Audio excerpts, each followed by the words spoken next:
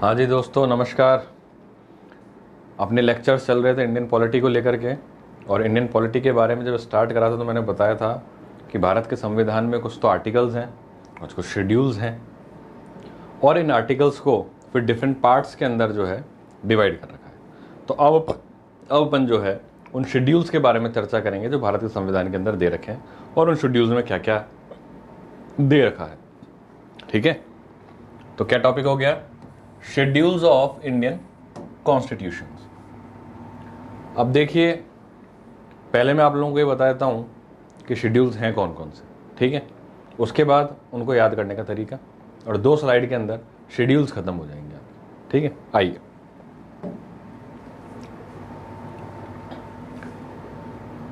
मैंने बताया 12 शेड्यूल हैं, मैं एक एक करके शेड्यूल लिख रहा हूँ। देखिए, first schedule,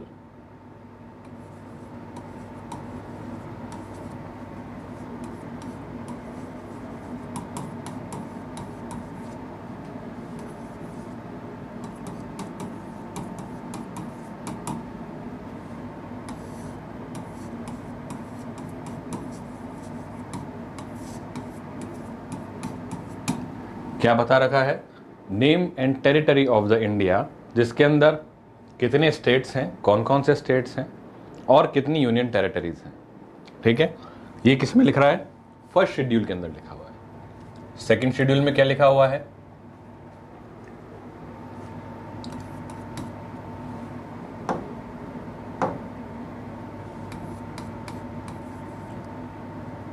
एमोल्यूमेंट्स of office bearers. एक तरीके से कितनी सैलरीज हैं, कितने पर्क्स हैं कुछ कॉन्स्टिट्यूशनल पोस्ट्स के। कौन से कॉन्स्टिट्यूशनल पोस्ट? जैसे कि प्रेसिडेंट महोदय की सैलरी कितनी है, वाइस प्रेसिडेंट महोदय के एमोल्यूमेंट्स कितने हैं। ठीक है, और अन्य लोगों की जितने भी डिग्नेटरीज हैं जिनके संविधान के अंदर संवैधानिक पद हैं, उनके एमोल्यूमेंट्स कितने हैं, वो सेकंड शेड्यूल में देखने को मिलता है। फिर थर्ड शेड्यूल आ जाता है,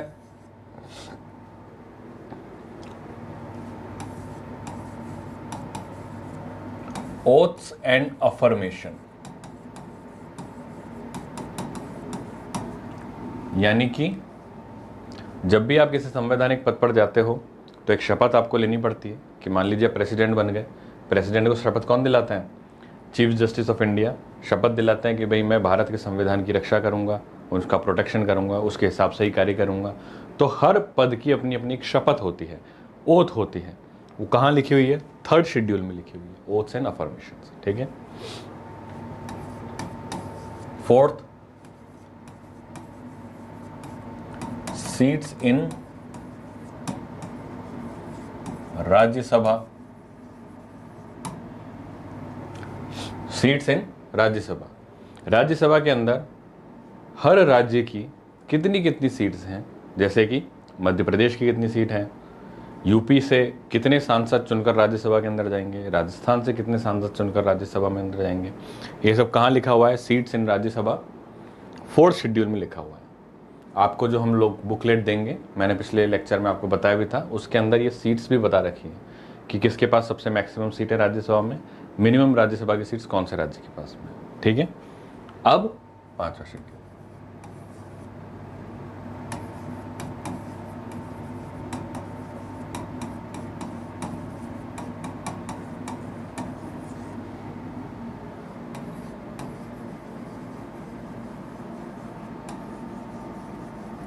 administration of scheduled areas. Bharat के अंदर कुछ ऐसे क्षेत्र हैं जहाँ पे जनजातियाँ काफ़ी अधिक मात्रा में निवास करती हैं, और उन जनजातियों का अपना एक अलग कल्चर, ट्रेडिशन होता है जिनको प्रोटेक्ट और प्रिजर्व करने की ज़रूरत होती है। इसलिए राज्य सरकार या केंद्र सरकार बहुत ज़्यादा हस्तक्षेप उनके कार्यकलापों में नहीं करती है, बल्कि अपॉर्चुनिटी देती है कि उस क्षेत्र को उन्हीं के कानूनों के द्वारा मैनेज करा जाए। ठीक है, तो ऐसे एरियाज़ को कहते हैं शेड्यूल्ड एरियाज।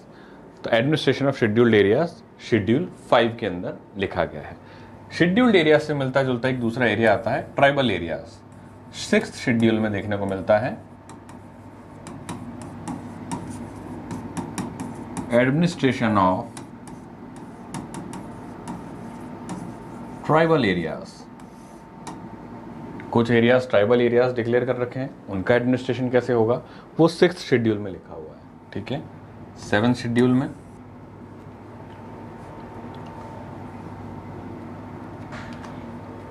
इसको नेक्स्ट स्लाइड में ले लेते हैं।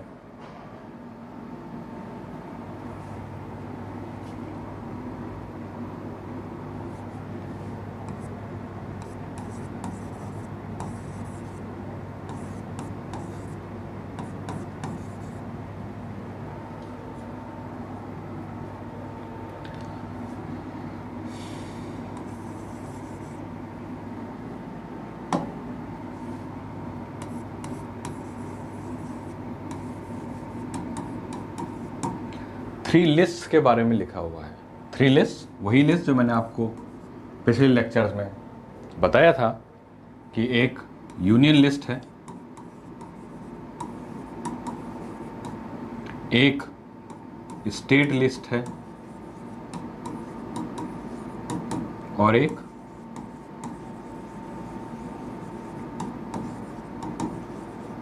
कॉनकरेंट लिस्ट है।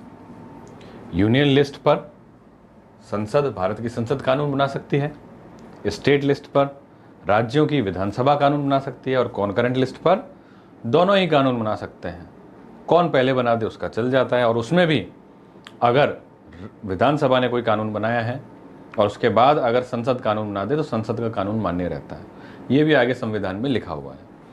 तो थ्री लिस्ट के बारे में अपन को 7th शेड्यूल के अंदर देखने को मिलता है। ठीक है, फिर 8th शेड्यूल में ऑफिशियल लैंग्वेजेस के बारे में पता चलता है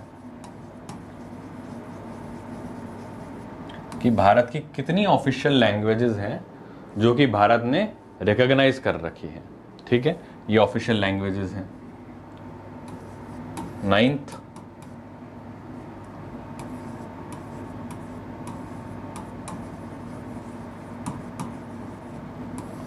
9th शेड्यूल्स में लैंड रिफॉर्म्स को लेकर के कुछ प्रावधान कर रखे हैं। ठीक है, तो ये 9th शेड्यूल के अंदर आते हैं। 10th शेड्यूल के अंदर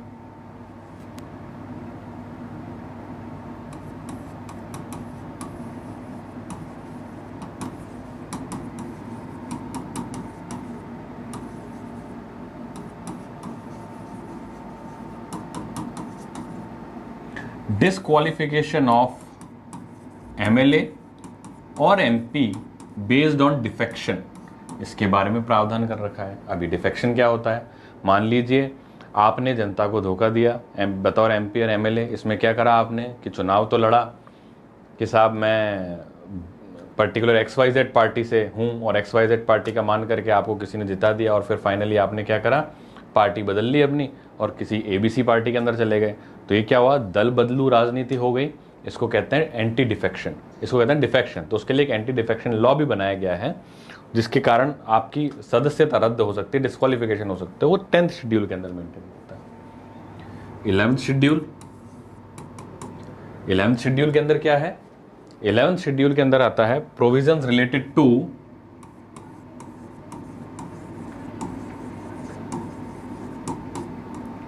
पंचायती राज इंस्टीट्यूशंस। पंचायतों के बारे में जो प्रावधान करे गए हैं, उनको कुछ फंक्शंस दिए गए हैं, उनको कुछ रोल्स रेस्पॉन्सिबिलिटीज दी गई हैं, वो 11th शेड्यूल के अंदर देखने को मिलता है। 12th शेड्यूल के अंदर urban local bodies, that is municipalities,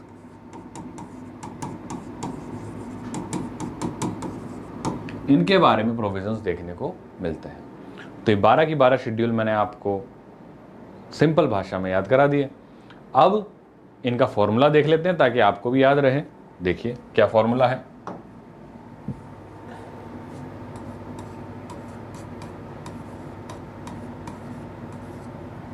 tears of old PM। उल्टा शुरू करते हैं, M से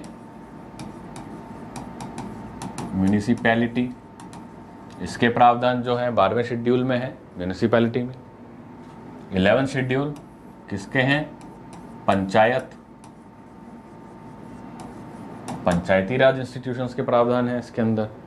फिर डी से क्या हो गया? ये 10 शेड्यूल था ना, ये 12th 11th 10th, डी से हो गया defection, disqualification based on defection. L से क्या हो गया? Land reforms. कौन सा शेड्यूल था? 9th शेड्यूल था, ठीक है। फिर ओ से क्या हो गया? Official language.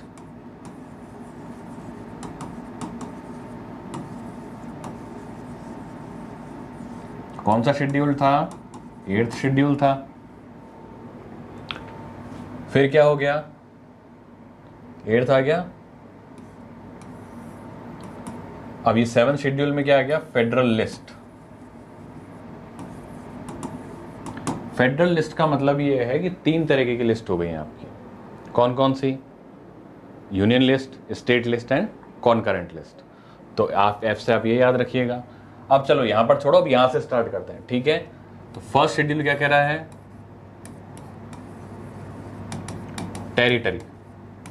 टेरिटरी को डिफाइन कर रहा है, कितने स्टेट्स, कितने यूनियन टेरिटरीज, ठीक है, फर्स्ट शेड्यूल। ई से सेकंड में क्या आ गया? एमोल्यूमेंट्स, यानी जो आप सैलरी वगैरह कहते हो, डिग्निटरीज की सैलरीज वगैरह कितनी है, एमोल्यूमेंट्स वगैरह कितने हैं, वो आ गया।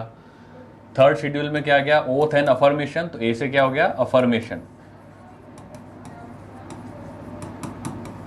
कौन सा शेड्यूल है? Third, first second and third, ठीक है। आर से क्या आ गया?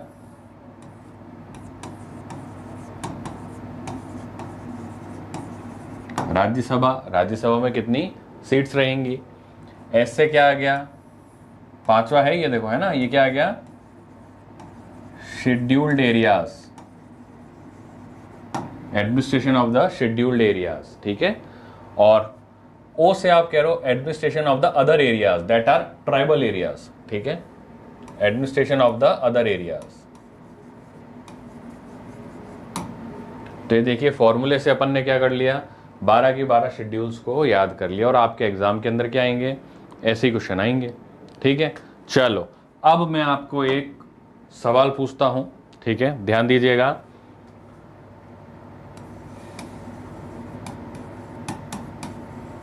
What is the content matter of 7th schedule of Indian constitution? बताओ भाई, कोई ऑप्शन नहीं दे रहा हूं मैं आपको, डायरेक्टली आपको याद होना चाहिए। ये बताइए, मैंने आपको फॉर्मूला बता दिया था, क्या फॉर्मूला है? उस फॉर्मूले के बेस के ऊपर क्या आपको लगता है कि क्या इसका आंसर होना चाहिए? बताइए। 7th शेड्यूल, तो मैंने क्या करा? अपना ट्रिक लगाई, अपना फॉर्मूला लगाया, tears of old PM, first, second, third, fourth, fifth, sixth, seventh, क्या था? Federal list. तो क्या आ गया इसका आंसर? List, federal list. कौन सी लिस्ट? 3 लिस्ट है, 3 लिस्ट, और वो तीनों लिस्ट कौन कौन सी हैं मैंने आपको बता दिया, ठीक है। चलिए आगे देखते हैं।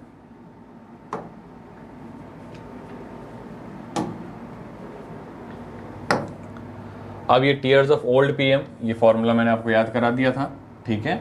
आगे देखिए, जो 10th शेड्यूल है काफी इंपॉर्टेंट है, इसलिए इसको बार बार यहाँ लिखा जा रहा है कि 10th शेड्यूल में डिफेक्शन के बारे में लिखा हुआ है। और ये जो ऐड करा दोस्तों, जब ये स्टार्ट करा गया था, कॉन्स्टिट्यूशन बनाया गया था, उस समय 10th शेड्यूल नहीं था, इसका अमेंडमेंट करा गया। अमेंडमेंट करके 52वें संशोधन 1985 के द्वारा 10th शेड्यूल को ऐड करा गया। तो अपने को क्या याद रखना है? ये भी याद रखना है, 52nd अमेंडमेंट 1985 से क्या जुड़ा है? 10th शेड्यूल जुड़ा है।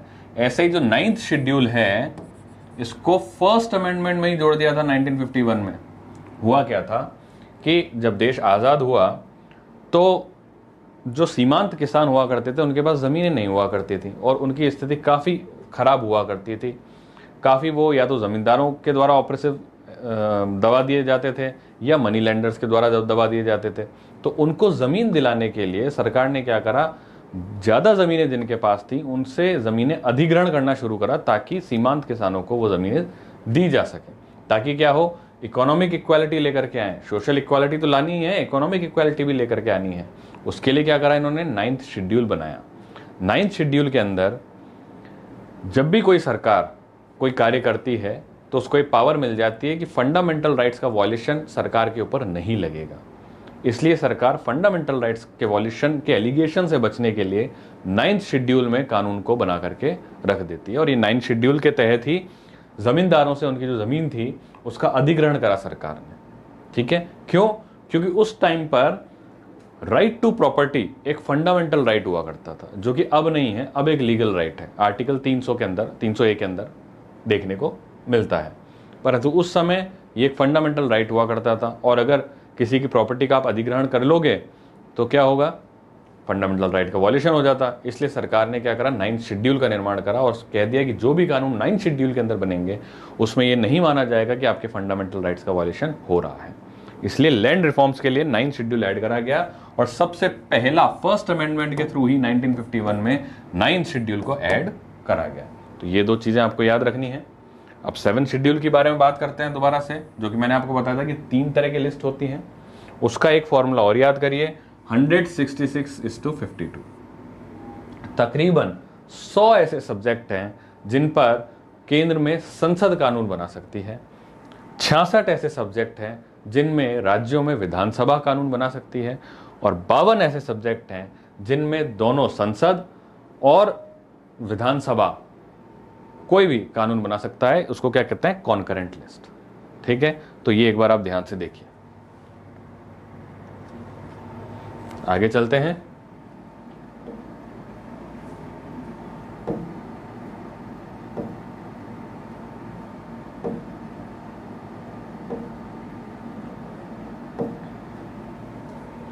ठीक है दोस्तों, तो जैसे मैंने आपको बताया था कि अपना जो कॉन्स्टिट्यूशन है वो, उसमें काफ़ी सारे आर्टिकल्स हैं। आज की तारीख में तो 440 से ज़्यादा आर्टिकल्स हैं।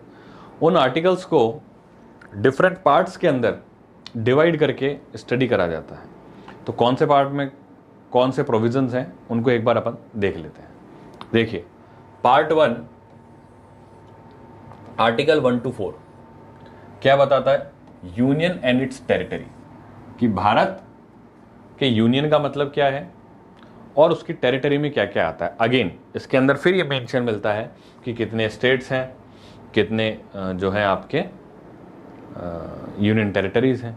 ठीक है, तो पार्ट 1 आर्टिकल 1 to 4। अब आपका काम ये है कि गूगल करिए कि प्रेजेंटली भारत के अंदर कितने स्टेट्स हैं, कितने यूनियन टेरिटरीज हैं। ठीक है, क्योंकि अभी अभी जम्मू एंड कश्मीर जो एक स्टेट हुआ करता था उसको हटा करके जम्मू एंड कश्मीर एक यूनियन टेरिटरी बना दी गई है और लद्दाख एक अलग यूनियन टेरिटरी बना दी गई है। तो अब आप गूगल करिएगा कि कितने स्टेट्स वर्तमान में हैं और कितनी यूनियन टेरिटरीज वर्तमान में हैं। पार्ट 2 के अंदर आर्टिकल 5 to आर्टिकल 11 है, ये सिटीजनशिप के बारे में बताता है। क्या बताता है कि कौन कौन भारत के नागरिक होंगे। कुछ लोग जन्म से ही भारत के नागरिक थे, कुछ लोगों को ये बोल दिया गया कि भाई आपके अगर एक पेरेंट इससे पहले भारत के नागरिक थे, इस तारीख से पहले, तो आप भारत के नागरिक कहलाएंगे। या ये भी प्रावधान दे रखा है कि रजिस्ट्रेशन के द्वारा भी आप भारत के नागरिक हो सकते हैं। तो ये सब चीज़ें नागरिकता कहाँ लिखी हुई है, आर्टिकल 5 से 11 में पार्ट 2 के अंदर बता रखी। ठीक है, पार्ट 3 ये आर्टिकल 12 से 35 तक है। ठीक है, क्या बता रहा है, फंडामेंटल राइट्स।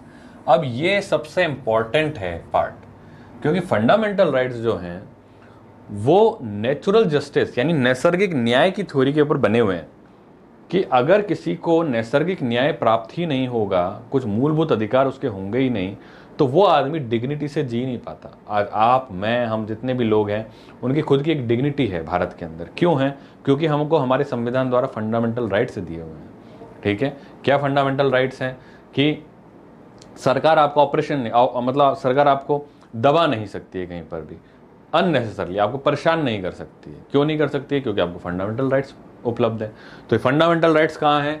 आर्टिकल 12 से लेकर आर्टिकल 35 तक। इनको अब अपन एक बार डिस्कस कर लेते हैं कि फंडामेंटल राइट्स कौन कौन से हैं, बहुत इंपॉर्टेंट हैं क्योंकि, ठीक है। आइए पहले फंडामेंटल राइट्स देखिए।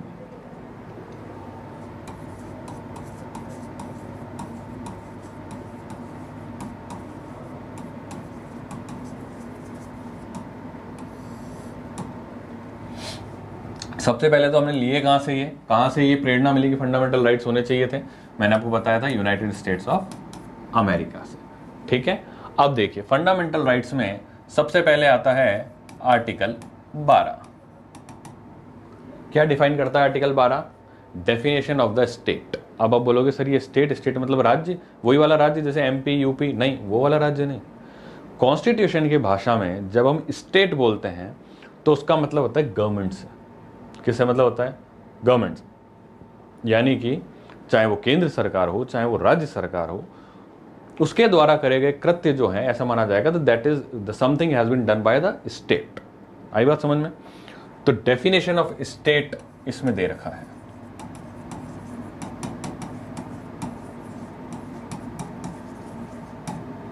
This state could be centre government, it can be state government, it can be local bodies funded by government,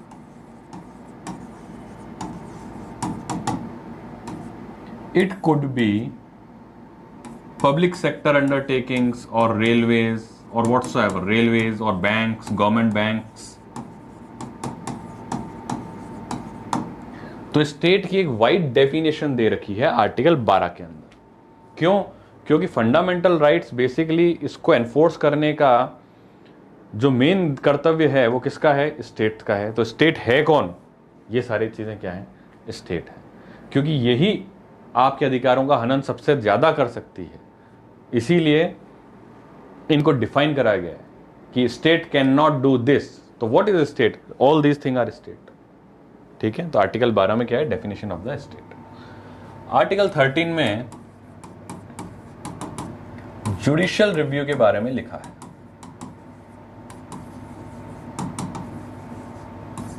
what is judicial review? कि अगर मान लो कोई कानून संसद ने ऐसा बना दिया जो कि आपके फंडामेंटल राइट्स का वायलेट करता है, ठीक है, या किसी अधिकारी ने ऐसा एक आदेश पारित करा जो कि किसी आदमी के फंडामेंटल राइट को वायलेट करता है, और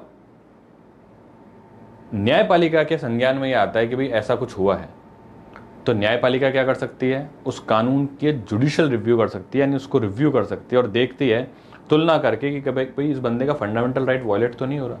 अगर हो रहा है तो ऐसे कानून को नल एंड वॉइड कर देगी। कौन कर देगी? न्यायपालिका कर देगी। इसलिए जुडिशरी बहुत इंपॉर्टेंट है भारत में, ठीक है। तो जुडिशियल रिव्यू के प्रावधान किस में लिख रखे हैं? आर्टिकल 13 में लिख रखे हैं। और आर्टिकल 13 फंडामेंटल राइट का ही एक पार्ट है, ठीक है। तो 12 और 13 में क्या लिखा है ये आपको ध्यान रखना चाहिए। आगे चलिए।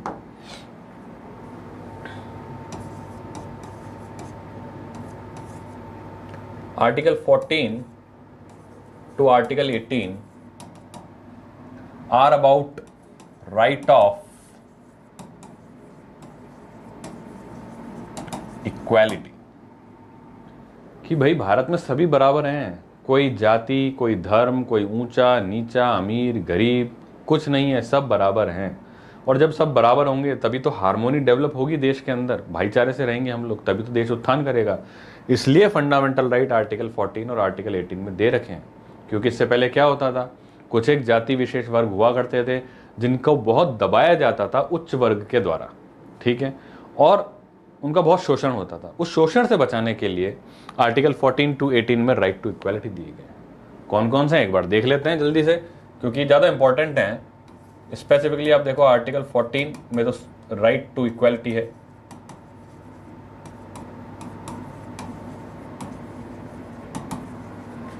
यानी everybody is equality before the law.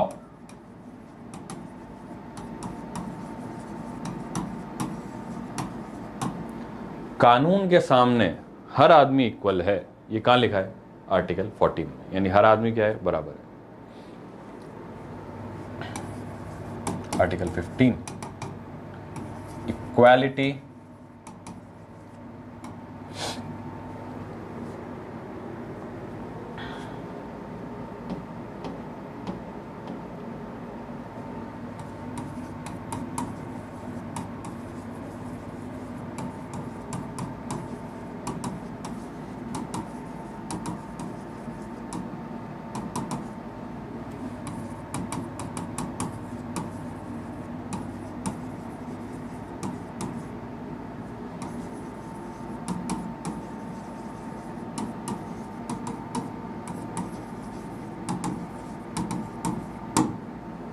State shall not discriminate in citizens, नागरिकों के बीच में के अंदर डिस्क्रिमिनेट नहीं करेगा स्टेट, जस्ट बिकॉज किसी की कास्ट अलग है, किसी का क्रीड अलग है, सेक्स अलग है, धर्म अलग है। सिर्फ इस बेस पर डिस्क्रिमिनेट नहीं कर सकता स्टेट। कौन स्टेट? जितनी भी स्टेट गवर्नमेंट्स, चाहे स्टेट गवर्नमेंट राज्य वाली हो, चाहे सेंटर वाली हो, चाहे कोई लोकल बॉडी हो, चाहे कोई पब्लिक सेक्टर अंडरटेकिंग हो, सरकारी बैंक हो, रेलवे हो, कोई ऐसा नहीं कर सकता। आर्टिकल 15 में लिखा हुआ है। ठीक है, फिर आगे चलिए।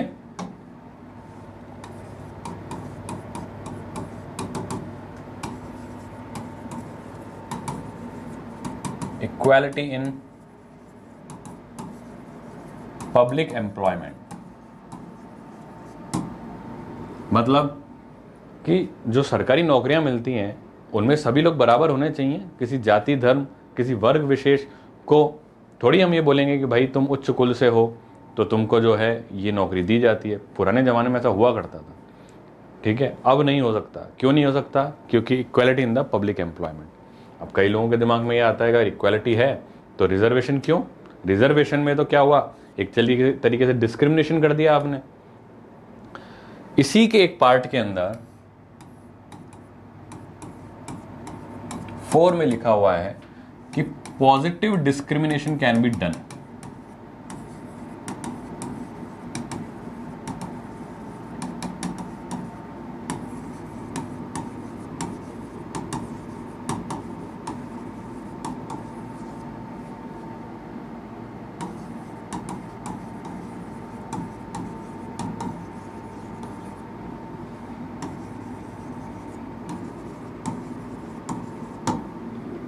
अगर कोई ऐसा वर्ग है जैसे कि SC ST हैं, जो डिसएडवांटेज सोसाइटीज़ हैं, उनके किन्हीं बंदों का आपको उत्थान करना है, क्योंकि उत्थान करना पड़ेगा ना, काफ़ी लंबे समय से वो लोग जो हैं निचले तबके में रहे हैं, तो उनके उत्थान के लिए आप पॉजिटिव डिस्क्रिमिनेशन कर सकते हो। और इस पॉजिटिव डिस्क्रिमिनेशन को ये क्या कहते हैं?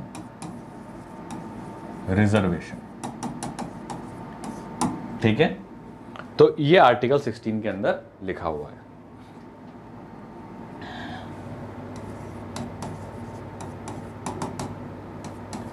Removal of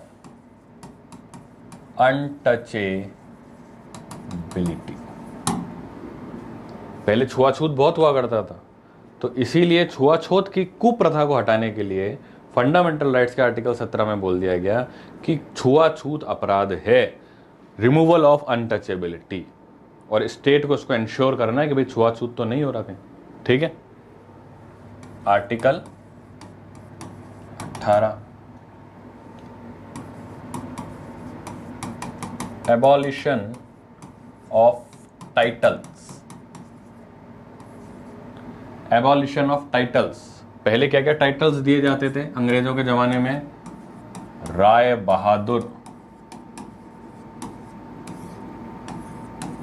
Sahib ji, Raja ji, etcetera. ऐसा कोई टाइटल अब नहीं चलता।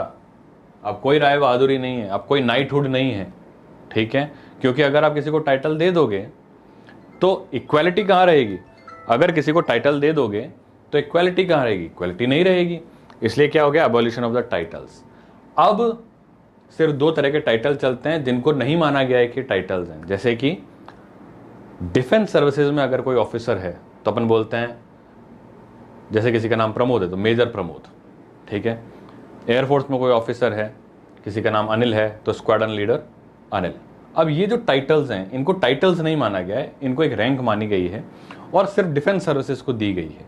वो वहां तक अलाउड है, या फिर यूनिवर्सिटीज़ में कोई प्रोफेसर्स हैं, डॉक्टर्स हैं, वो अलाउड हैं। इसके अलावा बाकी कोई टाइटल अडॉप्ट नहीं कर सकते। तो ये क्या है? Abolition of the titles. ठीक है, आर्टिकल 18। तो ये आपके जो हैं, मैंने आपको बता दिया आर्टिकल 14 से लेके 18 तक क्या हो गया, आपके राइट टू इक्वालिटी को प्रमोट करने के लिए आर्टिकल्स हैं। क्या हैं? फंडामेंटल राइट्स हैं। अब दूसरे तरह के आर्टिकल्स देख लेते हैं। अभी फंडामेंटल राइट ही चल रहा है दोस्तों, ध्यान रखिएगा। आर्टिकल 19 से लेकर के आर्टिकल 22, इसको कहते हैं राइट टू फ्रीडम। फ्रीडम, जिसमें आर्टिकल 19 तो बहुत इंपॉर्टेंट है, फ्रीडम ऑफ स्पीच, अभिव्यक्ति की स्वतंत्रता। आज मैं हमारी डेमोक्रेसी के अंदर सरकार का विरोध प्रदर्शित कर सकता हूं। क्यों? क्योंकि एक तो लोकतंत्र है, और लोकतंत्र क्यों है? क्योंकि आर्टिकल 19 में मेरे को फ्रीडम ऑफ स्पीच दे रखी है। Freedom of speech. लेकिन फ्रीडम ऑफ स्पीच का मतलब ये नहीं है कि आप किसी को गलत बातें बोलने लग जाएं। आप संभ्रांत भाषा के अंदर किसी की नीतियों की बुराई कर सकते हैं। That is called as freedom of speech. ठीक है, चलिए, तो ये हो गया राइट ऑफ फ्रीडम 19 से लेके 22 तक। फिर आर्टिकल 23 से लेके 24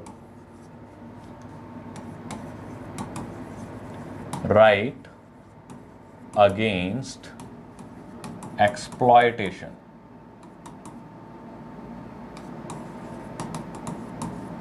कोई आपका शोषण नहीं कर सकता। और शोषण कैसे होता था पुराने जमाने में, पता है आपको? दास बना देते थे।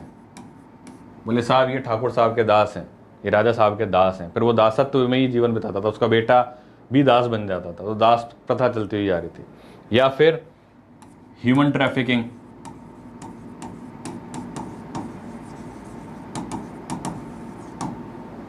जिसमें जैसे कि ह्यूमन ट्रैफिकिंग में क्या हो गया, दास दासी तो आ ही गए, प्रोस्टिट्यूशन भी ह्यूमन ट्रैफिकिंग में आता है।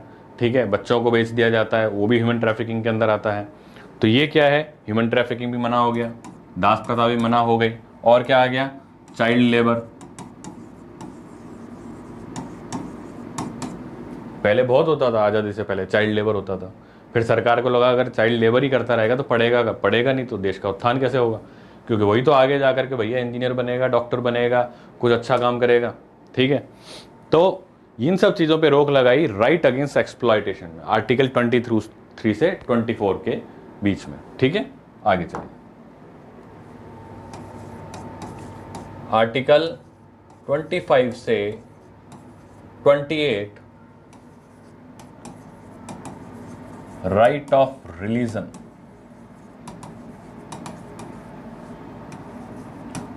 धार्मिक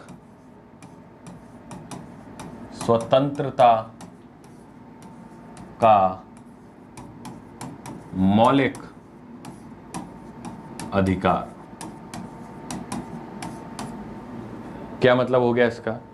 आज कभी आप किसी को ये देखते हो कि भाई आप ये धर्म अपना नहीं सकते, आप अपने धर्म का प्रोपेगेशन नहीं कर सकते? नहीं, हर आदमी स्वच्छंद है। मैं आज किसी एक धर्म का हूं, मेरी मर्जी पड़ेगी तो मैं दूसरा धर्म तुरंत ज्वाइन कर लूंगा। आप वापस उस धर्म से पहले धर्म में आना चाहते हो, आपकी स्वच्छंदता है। आप अपनी पूजा कैसे करना चाहते हो, आप अपने मंदिर मस्जिद को कैसे मैनेज करना चाहते हो, आपकी मर्जी है। हालांकि कुछ रेस्ट्रिक्शंस हैं, कुछ ऐसा नहीं होना चाहिए जिससे कि बाकी पब्लिक को प्रॉब्लम हो रही हो या देश की सिक्योरिटी को प्रॉब्लम हो रही हो, वो सब काम नहीं होने चाहिए। बाकी पूर्ण रूप से आपको धार्मिक स्वतंत्रता का अधिकार प्राप्त है आर्टिकल 25 से आर्टिकल 28 के अंदर। ठीक है, अब आर्टिकल 29 से आर्टिकल 30, ये क्या है? Right available to minorities. देखो, जो मेजॉरिटी होता है वो तो वोट के माध्यम से अपनी चुनी हुई सरकार को बना देता है, और सरकार बात भी उनकी सुनती है। क्यों? क्योंकि वोट मेजॉरिटी उनके होते हैं। तो जो कम रह गए हैं संख्या के अंदर, उनकी कौन सुनेगा? उनका तो आप एक तरीके से क्या करना करोगे, दमन करना शुरू कर दोगे। तो नहीं, आप उनका दमन नहीं कर सकते। उसके लिए उनको प्रोटेक्शन दे रखा है आर्टिकल 29 से 30 के अंदर। क्या क्या अवेलेबल हो सकता है माइनॉरिटीज़ को, कि भाई वो अपने कल्चर को प्रोटेक्ट करने के लिए फ्री हैं, अपनी कोई पर्टिकुलर उनकी स्क्रिप्ट है, लैंग्वेज है, तो उसको प्रोटेक्ट करने के लिए फ्री हैं। उनको आप उनसे वो छीन नहीं सकते हो। उनके कुछ एजुकेशनल इंस्टीट्यूट्स हैं, तो वो उनको अलाउ करो कि भाई वो जो है उनको मैनेज कर सकते हैं। तो ये राइट टू माइनॉरिटीज है।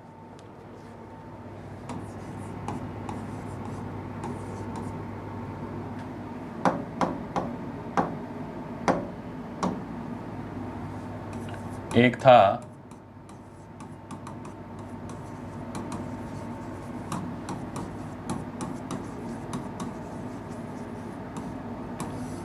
Right to property. मैंने आपको बताया था कि जब संविधान बना था तो राइट टू प्रॉपर्टी अवेलेबल था, किसी की ज़मीन को आप ऐसे नहीं छीन सकते। फिर सरकार को लगा कि भाई ये राइट टू प्रॉपर्टी तो बहुत गलत फंडामेंटल राइट हमने बना दिया, क्योंकि किसी के पास बहुत बड़ी ज़मीन है और वहाँ की डेवलपमेंट करने के लिए मेरे को वहाँ से रेलवे लाइन निकालनी है, तो उसका तो मैं अधिग्रहण ही नहीं कर सकता। तो सरकार ने बोला नहीं भाई, ये राइट टू प्रॉपर्टी जो है इसको हटाओ और इसको क्या करो, फंडामेंटल राइट से क्या करो, एक लीगल राइट बनाओ। तो अब इसको क्या कर दिया, no more a fundamental right. Otherwise पहले ये 7वां फंडामेंटल राइट हुआ करता था, अब नहीं है। अब क्या है ये, now it's a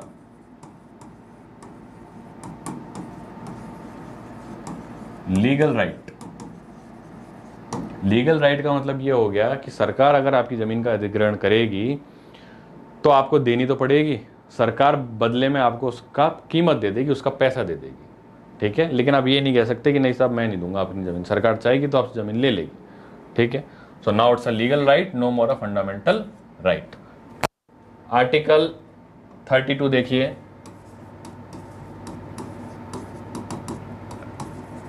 right to constitutional remedies. मान लो आपके किसी फंडामेंटल राइट का हनन हो गया, अब क्या करोगे, आप कहाँ जाओगे? तो आप खुद गुहार कहाँ लगाते हो? आप कुछ भी आपके साथ सरकार ने गलत कर दिया तो गुहार कहाँ लगाते हो? आप कोर्ट में जाते हो ना। इसी को कहते हैं राइट टू कॉन्स्टिट्यूशनल रेमेडी। आप पहुंचोगे सीधे या तो हाई कोर्ट या सुप्रीम कोर्ट।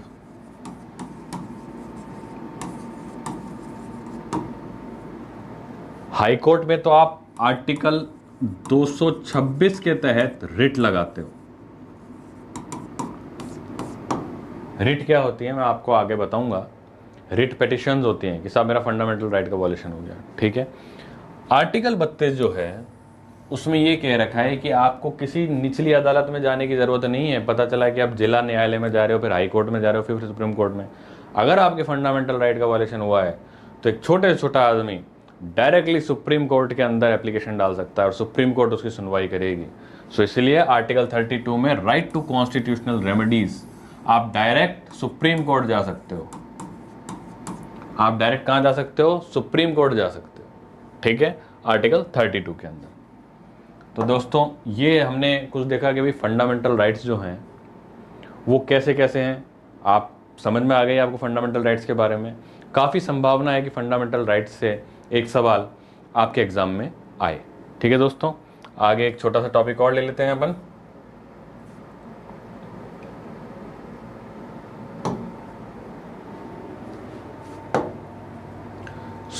फिर पार्ट 3 अपन ने देख लिया फंडामेंटल राइट्स का। पार्ट 4 और देखिए, आर्टिकल 36 से लेके आर्टिकल 51 तक ये क्या बताते हैं? Directive principles of state policies. Directive principles of state policies, एक बार इसको और एक्सप्लेन कर देते हैं आपको।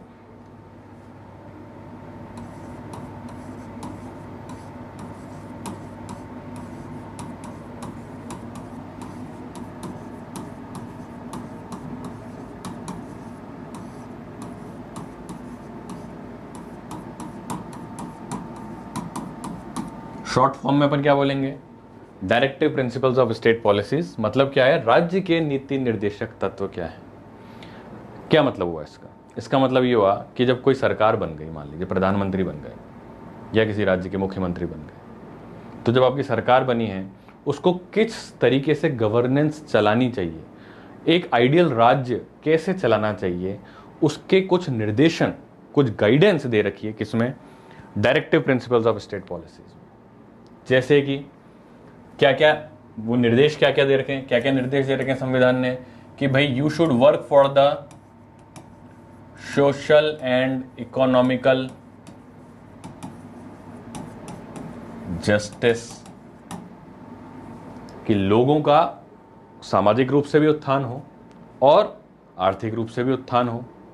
यानी कि ऐसा नहीं होना चाहिए कि किसी के पास तो बहुत पैसा है, किसी के पास कम पैसा है। आप कोशिश करो कि जिसके पास कम पैसा है उसके पास भी पैसा ज़्यादा हो जाए, ठीक है, इकोनॉमिक अपलिफ्टमेंट करो उनका। तो उसके लिए क्या कर रहे हैं, एग्जाम्पल के तौर पे जैसे आज आपको आरक्षण मिल रहा है, क्या कौन सा आरक्षण मिलता है आपको, इकोनॉमिक वीकर सेक्शन वाला आरक्षण। क्यों मिल रहा है? क्योंकि ये इकोनॉमिक जस्टिस की बात कर रखी है directive principles of state policies में। तो वेलफेयर के लिए गवर्नमेंट ने क्या करा, आपको एक अपलिफ्टमेंट के लिए एक ऑप्शन दे दिया, इकोनॉमिक वीकर सेक्शन में आरक्षण दे दिया, ठीक है। ऐसे सोशल अपलिफ्टमेंट करना है तो क्या कर दिया, सब SC ST को या OBC को आरक्षण दे दिया, ठीक है। तो ये क्या है, सोशल एंड इकोनॉमिकल जस्टिस। तीसरी एक चीज आती है पॉलिटिकल जस्टिस। ये नॉर्मली फंडामेंटल राइट से पॉलिटिकल जस्टिस हो ही जाता है आपका, ठीक है। तो राज्य के नीति निर्देशक तत्व ये होते हैं, जैसे कि ये बोल दिया कि भाई राज्य को चाहिए कि भाई विलेज पंचायत ऑर्गेनाइज करवाइए,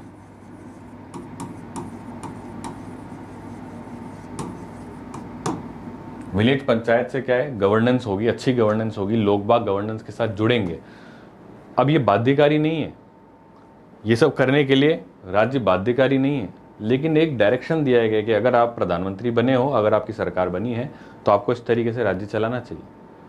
और क्या देना चाहिए लोगों को, पुअर्स है मान लो कोई गरीब आदमी, तो उसको क्या देना चाहिए, फ्री लीगल एड देनी चाहिए। वकील हायर नहीं करता महंगा, तो सरकारी वकील की सुविधा दो उसको, ताकि वो अपना केस ढंग से लड़ सके। तो जस्टिस कर रहे हो ना आप लोगों के साथ। तो इसीलिए ये क्या है, नीति निर्देशक तत्व है। लेकिन फंडामेंटल राइट और नीति निर्देशक तत्वों में एक डिफरेंस होता है। फंडामेंटल राइट्स का अगर वायलेशन हो गया तो आप सरकार के विरुद्ध कोर्ट में जा सकते हो और कोर्ट आपकी सुनेगी, आपको न्याय दिलाएगी। लेकिन directive principles of state policies का हनन कभी राज्य सरकार, किसी भी सरकार द्वारा नहीं होता, क्योंकि ये बाध्यकारी नहीं है किसी सरकार पे। ये सिर्फ डायरेक्टिव देते हैं सरकार को, बाध्यकारी नहीं है सरकार कि वो directive principles of state policies को इंप्लीमेंट करे या ना करे। तो फिर साहब अगर कोई नहीं करता है तो क्या करें? अगर कोई सरकार ऐसी आ गई जो कि ये सब काम नहीं करती है, अच्छे वेलफेयर, इनको क्या कहते हैं, वेलफेयर मेजर्स, इनको क्या कहते हैं, वेलफेयर मेजर्स। अगर कोई सरकार वेलफेयर मेजर्स नहीं कर रही है तो हमारा तो शोषण हो गया, होगा इनडायरेक्टली, लेकिन फिर आप उसका बदला कैसे ले सकते हो, अगले बार वोट डाल करके। ऐसी सरकार को वोट मत दो। और इसीलिए जितनी भी सरकारें आती हैं वो जानती हैं कि पब्लिक जस्टिस करेगी 5 साल बाद। अगर हमने इनको फॉलो नहीं करा तो पब्लिक जस्टिस करेगी 5 साल बाद और हमको वोट नहीं देगी। इसीलिए इन वेलफेयर मेजर्स को फॉलो करती है सरकार, एंड दैट्स वाई इसको कहते हैं राज्य के नीति निर्देशक तत्व। बट इनके वायलेशन के लिए सरकार के विरुद्ध आप कोर्ट में नहीं जा सकते। तो ये डिफरेंस था फंडामेंटल राइट्स में and directive principles of state policies में। आज हमने पार्ट 1 से लेके पार्ट 4 को स्टडी करा है। अपने आगे आने वाले वीडियो और लेक्चर्स में हम संविधान के अगले पार्ट्स को स्टडी करेंगे। Thank you very much.